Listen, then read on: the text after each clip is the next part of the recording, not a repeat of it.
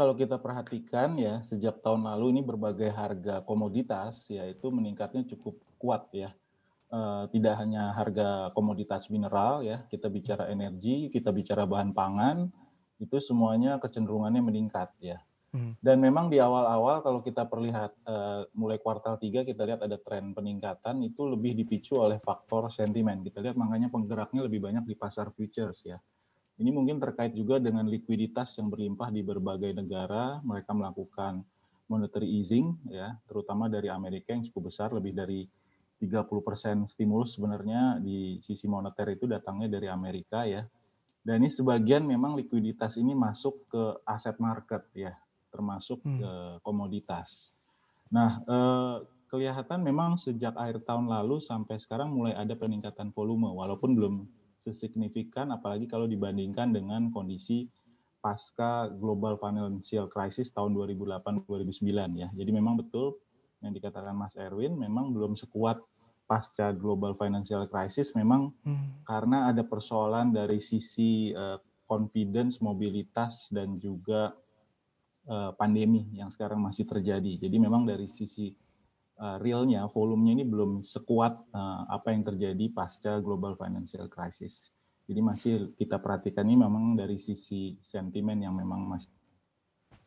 Baik, berarti Anda setuju juga Pak David Sumual bahwa super cycle komoditi yang terjadi akhir-akhir ini belum mampu bisa kita harapkan, kita tidak boleh over expected bahwa nanti akan membantu terkereknya pertumbuhan ekonomi kita. Kalaupun ada kontribusi atau pengaruhnya akan seberapa temporary dan seberapa kecil persentase growth-nya Pak kalau kita kaitkan dengan growth?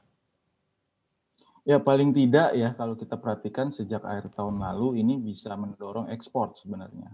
Apalagi tahun lalu kita ketahui kita mengalami surplus yang cukup kuat ya, lebih dari 20 miliar dolar, salah satunya disumbang Mmm. oleh peningkatan ekspor komoditas.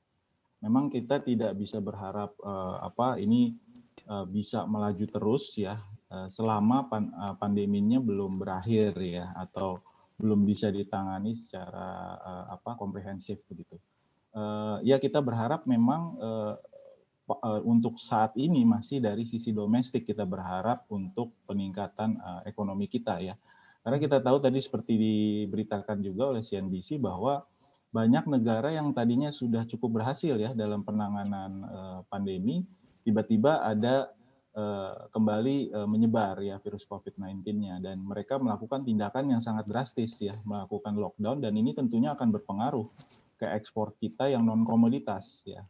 Nah, mungkin yang komoditas masih bisa jalan, tapi yang non komoditas ini akan tentunya akan terpengaruh ya.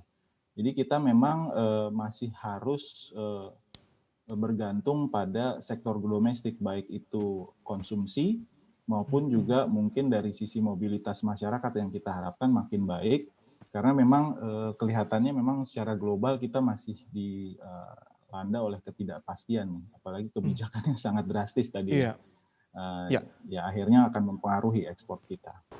Install aplikasi kami CNBC Indonesia di Google Play Store dan App Store untuk mengikuti perkembangan terkini berita bisnis dan ekonomi.